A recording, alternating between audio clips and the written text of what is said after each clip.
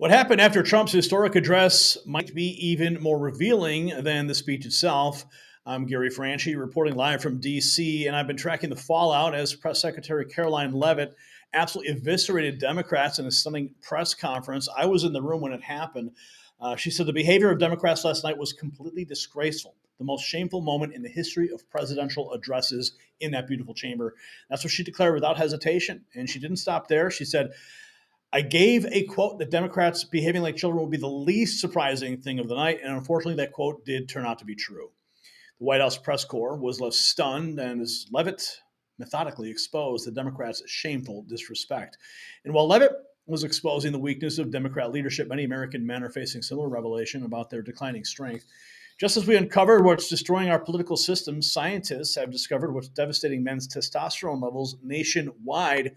And that's not something that our guest sitting in tonight, Chris Kohls, he has no problem with testosterone. This guy is a walking testosterone commercial. Now, most guys, they blame age, genetic, or lack of exercise for low energy and motivation, but research has identified a common healthy food that's actually sabotaging your manhood.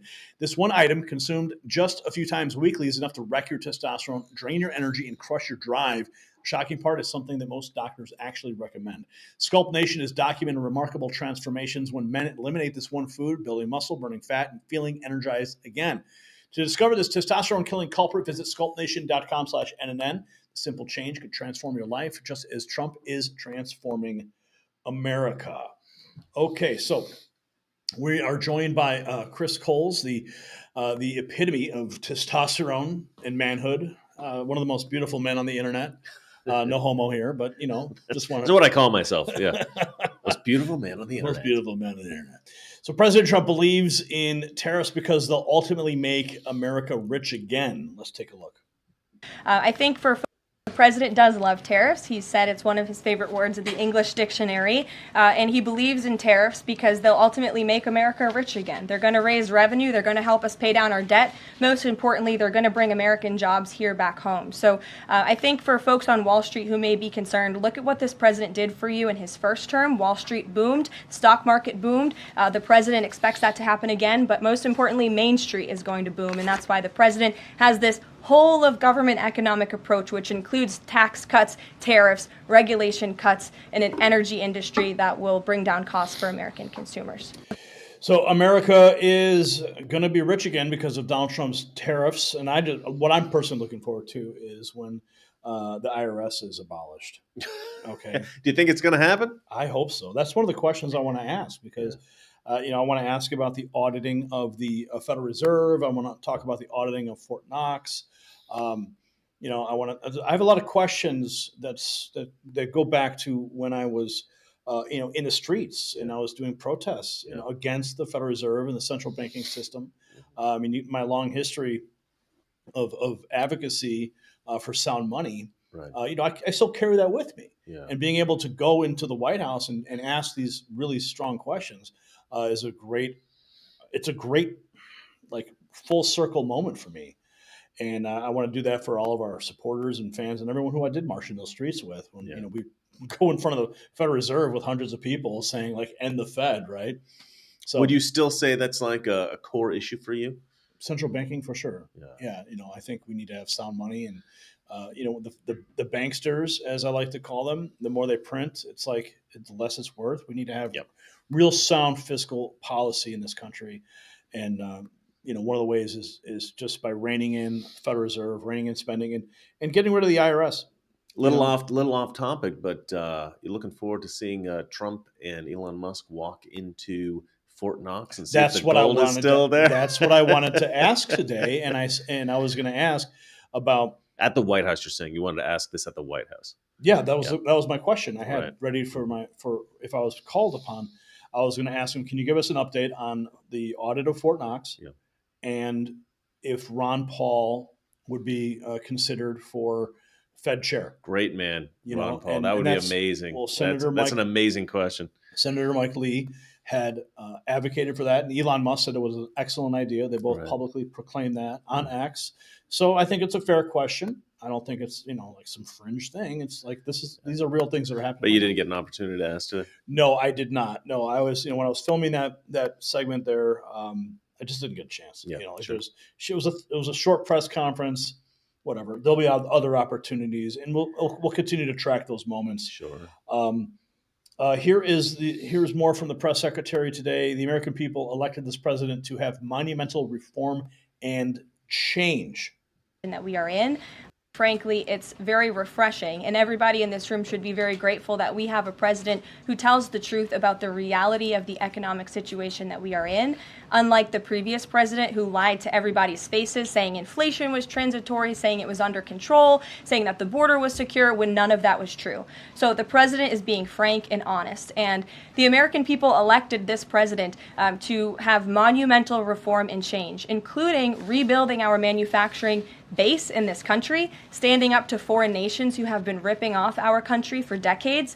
And that requires a little bit of disruption. That requires a lot of effort and work that this president is focused on doing. With that said, as the president said last night, his administration is wholeheartedly committed, of course, to ending the inflation nightmare caused by the Biden administration. Look at the deregulation efforts.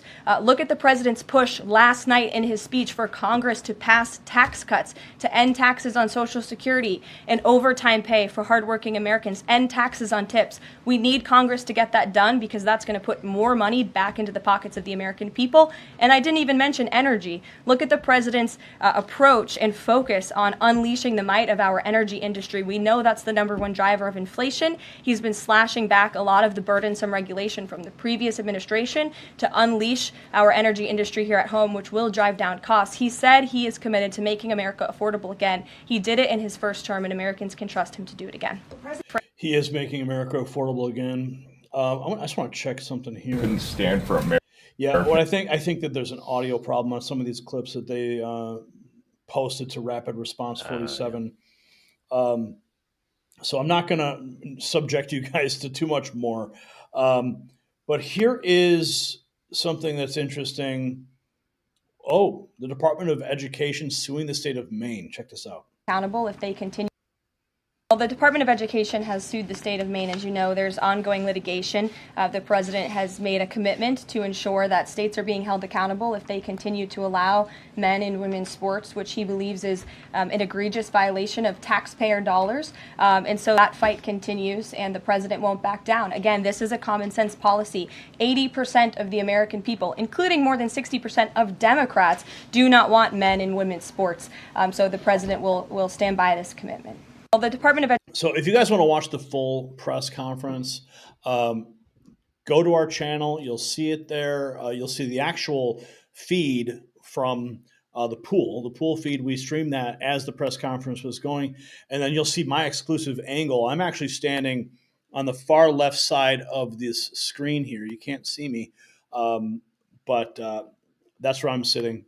And you'll see the full unedited press conference. So even see angles like a lot of times you don't always see this shot of the press, but I got their angles. I shot it, zoomed in on their faces when they're asking questions.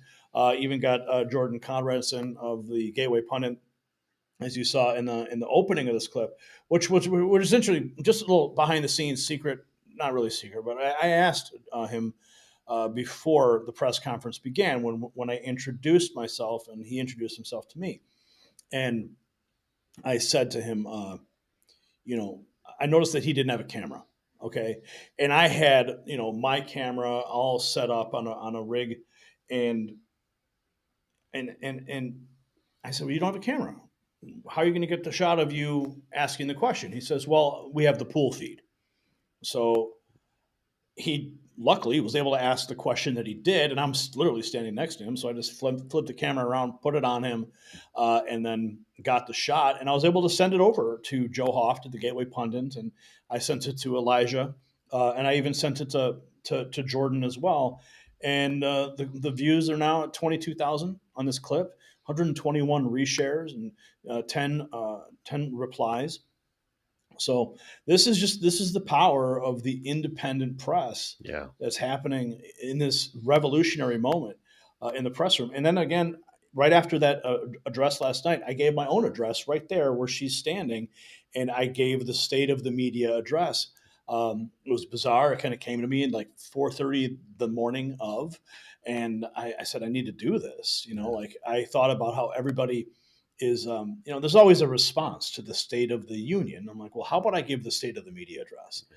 And so I spent the whole morning like crafting the speech and like sort of anguishing over this moment where I would be on that stage, not knowing who would be in that press room when I'm delivering the scathing rebuke of the media. So I kind of planned it because I knew everybody would be scrambling over to the Capitol building.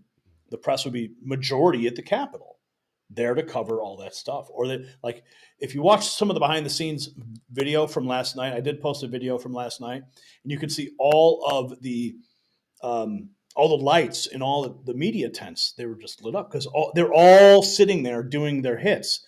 But I was in the press room. There was literally nobody there, like maybe a couple people. So I got up on that stage and I delivered my speech. And there's maybe like 3 people in the room, but there was one moment when I said this like really strong and pointed statement, Chris. Right. And I said, I don't remember at which point this guy reacted, but he just goes, "Oh, Jesus." Because like I'm just like he couldn't believe what I was saying, and I couldn't believe. Now it's a powerful video, man. Yeah. Everybody needs to go watch it. Yeah, so check it out, folks.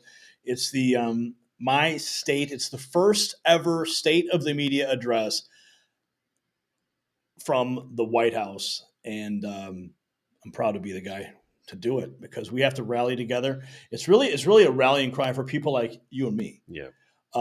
People who are independent content creators, people who are, dedicated to the truth, dedicated to our audiences, because it takes so much to put, like I said in my speech, like I didn't just walk into the press room. Like it all started with a camera and a microphone and you just kind of learn as you go along. But I mean, all your stuff, like from right out the gate, your content is pretty solid. Yeah. I mean, look, the truth is you can do something really polished and really nice, just like they do with the major media companies. Or you can just do something with an iPhone. And as long as you got clean audio, as long as you can see what's going on and you're getting the information and it's good information, it's the truth, that's really what matters more than anything else. The style doesn't matter so much. Yes, it can be polished, it can look nice. Yes, sometimes it looks cool to get an iPhone footage behind the scenes.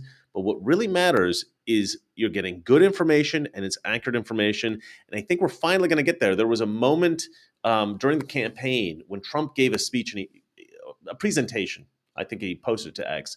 And he said, we're going to reform social media. We're going to hold social media accountable. They're not going to be getting away with censoring conservatives anymore. Yeah.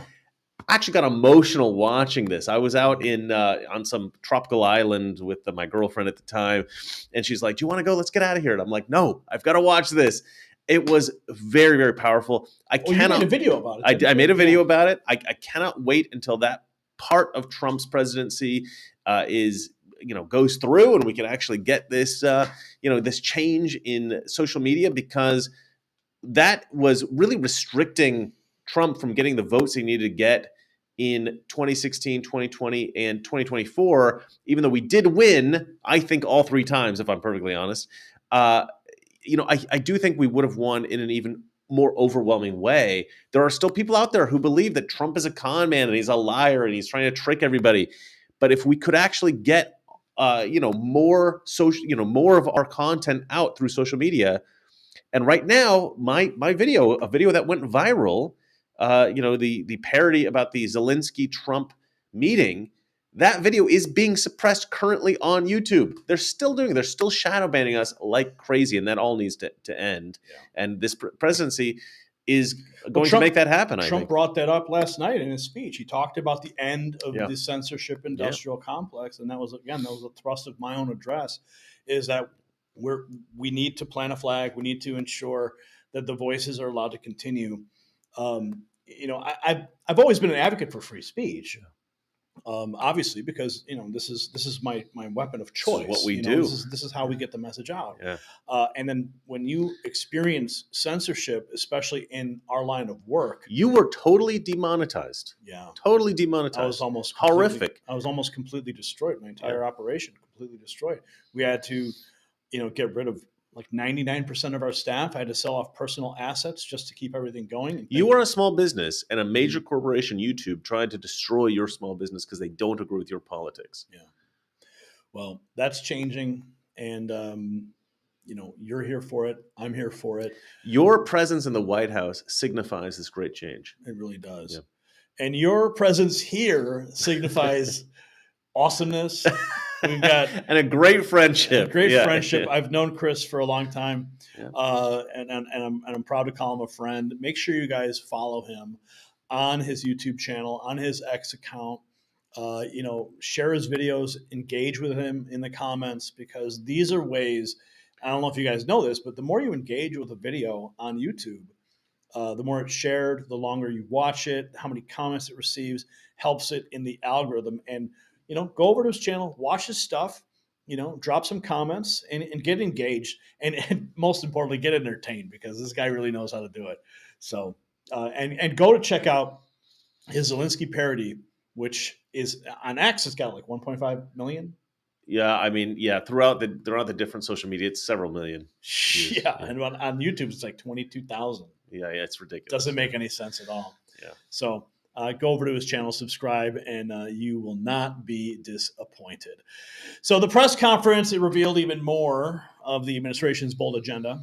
Leavitt announced the Department of Education has sued the state of Maine as part of Trump's commitment to hold states accountable for allowing men and women's sports. She confirmed a 1-month exemption in any autos coming through USMCA, while maintaining that reciprocal tariffs will still go into effect on April 2nd. And most powerfully, she highlighted that after nearly 4 years, President Trump delivered justice for the families of the 13 American heroes who were killed at Abbey Gate by detaining the monster responsible for that horrific attack. So here's the question every American should be asking. If Democrats can't even acknowledge the capture of a terrorist who killed our troops, if they can't celebrate justice for victims of violent crime, do they actually care about American citizens at all? Or have they become so consumed by their hatred of President Trump that they've completely abandoned any pretense of patriotism? Let us know if you think the Democrat Party can ever recover from what Leavitt correctly called the most shameful display in history. And show your support for Trump's America First with our Next News swag available. Link below, shop.nextnewsnetwork.com in the merch shop.